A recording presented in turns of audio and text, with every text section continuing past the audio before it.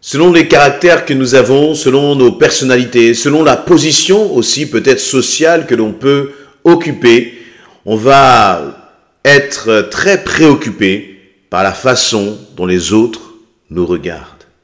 Et le poids du regard des autres peut parfois être étouffant, peut parfois être quelque chose qui va te limiter, même dans ta relation avec Dieu, dans ta communion avec lui. Je donne un exemple, quelques exemples précis du regard des autres, de la façon dont le regard des autres peut peser sur nous.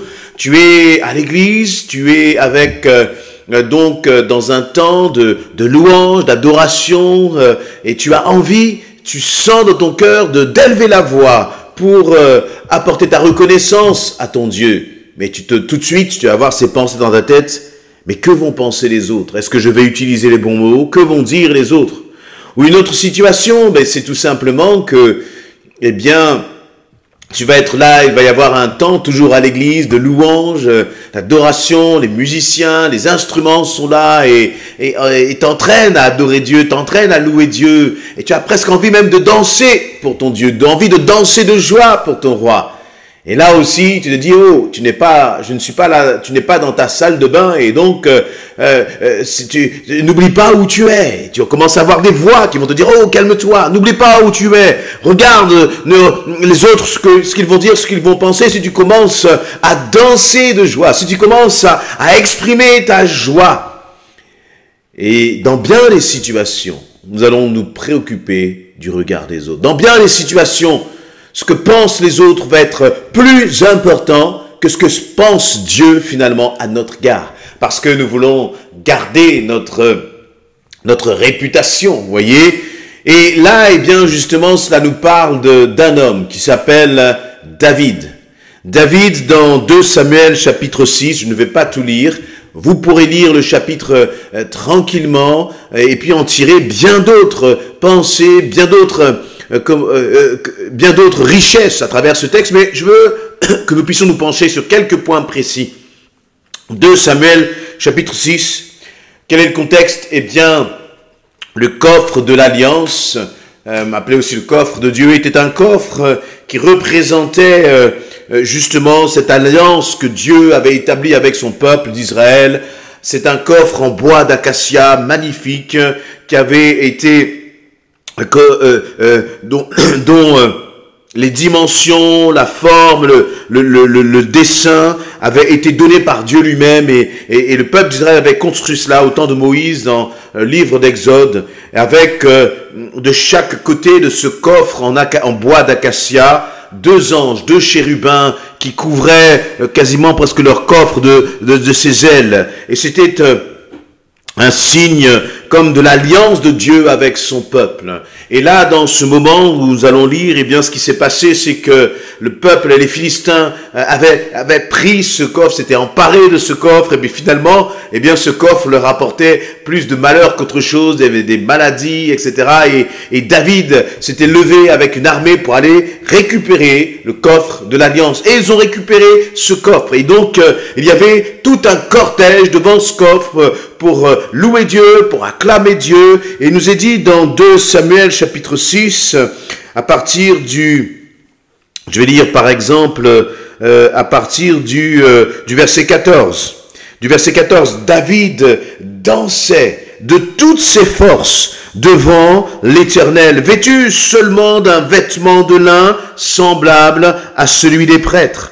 Ainsi, David et tout le peuple d'Israël transportèrent le coffre de l'Éternel en poussant des cris de joie et en faisant résonner les corps. Donc imaginez la scène, le coffre là de l'Alliance, le coffre de l'Éternel est en train de reprendre finalement sa place au milieu du peuple de Dieu. Et puis il y a le peuple qui est là c'est un moment de fête, il y a les louangistes, les musiciens qui sont là. Et puis le roi David, nous ne parlons pas d'un petit berger, ce n'est pas David le berger, mais c'est David le grand roi qui était revêtu d'un simple vêtement de lin, de quelque chose finalement de très standard pour un roi, de très standard alors qu'il était roi. Et puis il dansait, il nous a dit qu'il dansait de toutes ses forces. Et très certainement que David avait l'air peut-être ridicule à ce moment-là, ridicule aux yeux des autres, mais peu importe.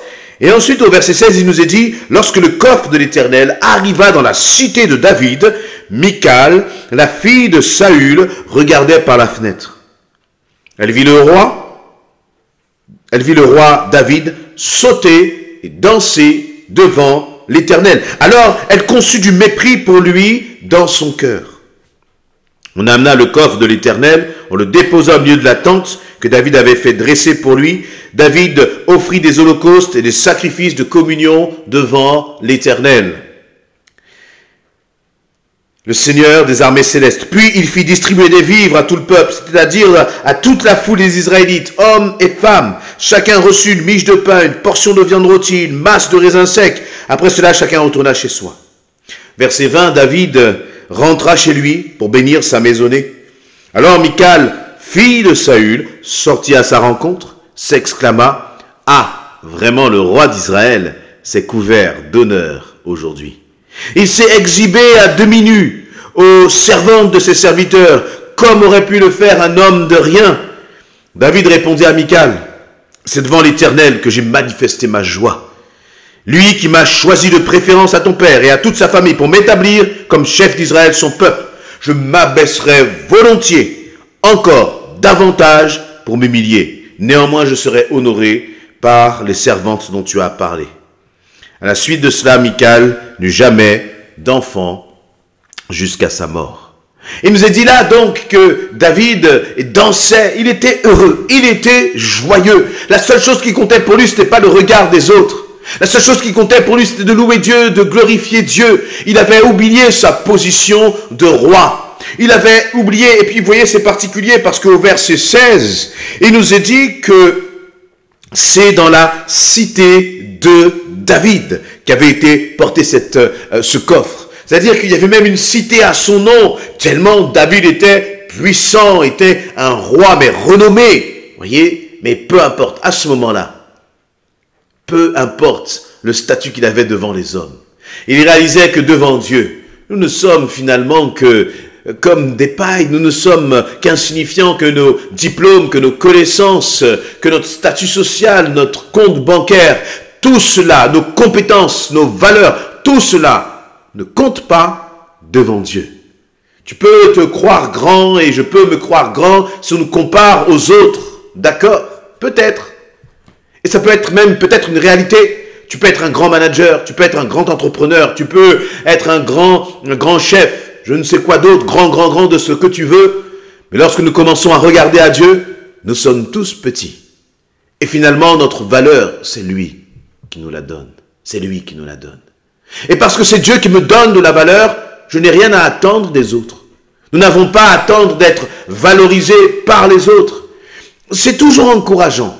Lorsqu'un frère, une sœur te remercie, parce que justement, peut-être tu as servi le Seigneur, ça lui a fait du bien, et c'est normal d'être reconnaissant. C'est toujours encourageant lorsque quelqu'un se lève pour servir le Seigneur, c'est pas toujours facile, et qu'il entend une parole vraie qui l'encourage et qui lui fait du bien. C'est bon tout cela, bien sûr, je ne parle pas de cela.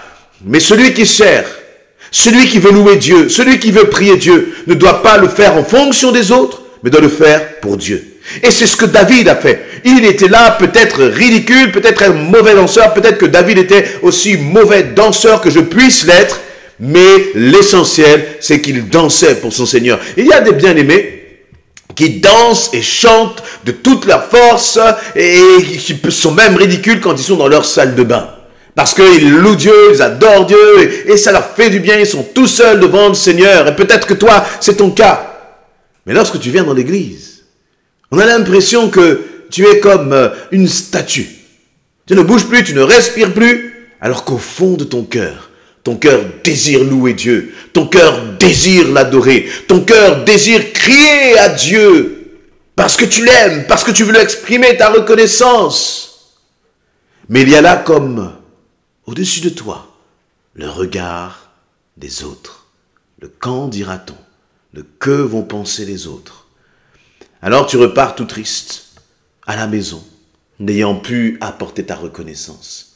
Pourquoi est-ce que David, d'ailleurs, louer Dieu, il aurait pu attendre, vous voyez, parce qu'il nous est dit que le coffre de l'alliance va être porté dans la tente de David au verset 17, je crois.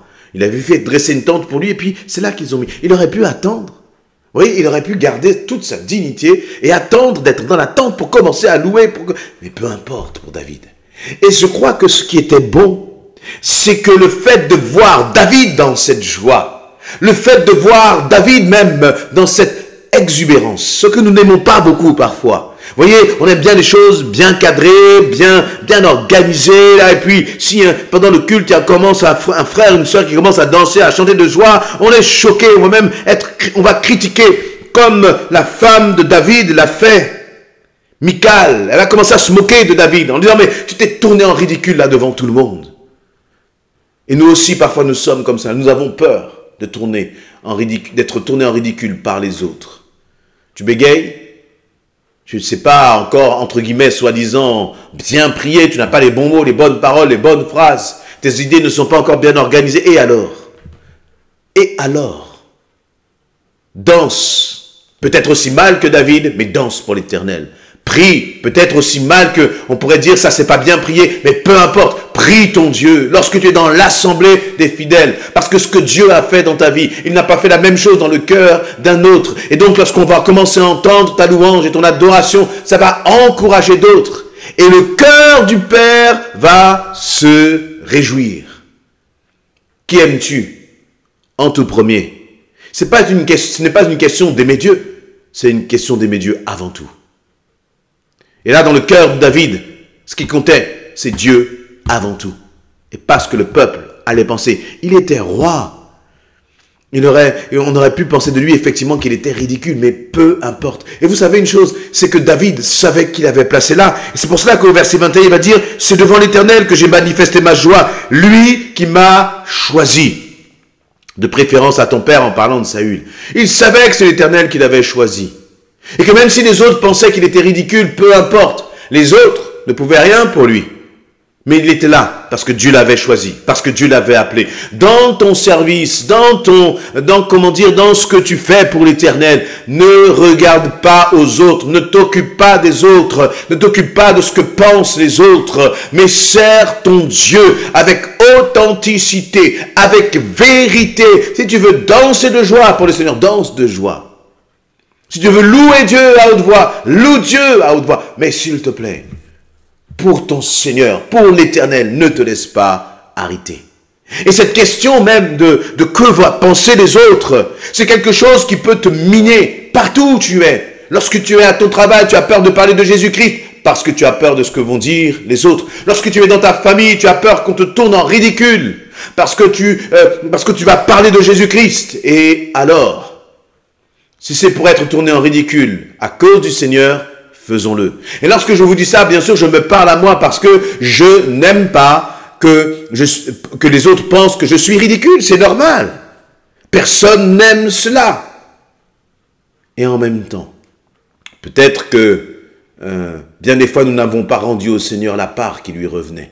Et lui a été attristé. Le Seigneur ne te fera jamais des reproches. Mais les hommes te feront des reproches. Et parce que les hommes te feront des reproches, nous allons faire et agir selon ce que les hommes vont dire. Mais par contre, le Saint-Esprit sera attristé. Parce que nous ne lui avons pas apporté la gloire qui lui est due. Parce que nous nous sommes laissés diriger, guidés par la peur, par le regard des autres. Alors que le Seigneur dit que c'est pour la liberté qu'il nous a affranchis. Il parlait bien sûr du péché lorsqu'il parle de cela. Mais je crois aussi que cette liberté, elle est totale. La liberté du regard des autres. Pour vivre libre devant le Seigneur. Alors, je crois que nous pouvons pas seulement envier David, mais dire je veux être comme David. Ce n'est pas pour rien que David a été l'un des hommes que le Seigneur a le plus utilisé, que l'Éternel a le plus utilisé pour écrire les psaumes. Parce qu'il disait ce qu'il avait sur son cœur. Il partageait ce qu'il avait sur son cœur. Quand il fallait sauter de joie, il sautait de joie. Quand il fallait pleurer, il pleurait. Mais il était vrai devant son Dieu, vrai devant les hommes. Il n'était pas là pour paraître comme un religieux avec la tradition. Mais il était authentique. Sois un homme, une femme authentique devant ton Dieu. Et même s'il y en a qui pensent que tu es ridicule, l'essentiel. C'est ce que pense le Seigneur, parce que c'est pour lui que tu le fais. Alors sors de ta salle de bain, ne loue pas Dieu seulement dans ta salle de bain, mais loue Dieu là où tu te trouves, partout où tu es, et aussi dans l'assemblée des fidèles. Amen.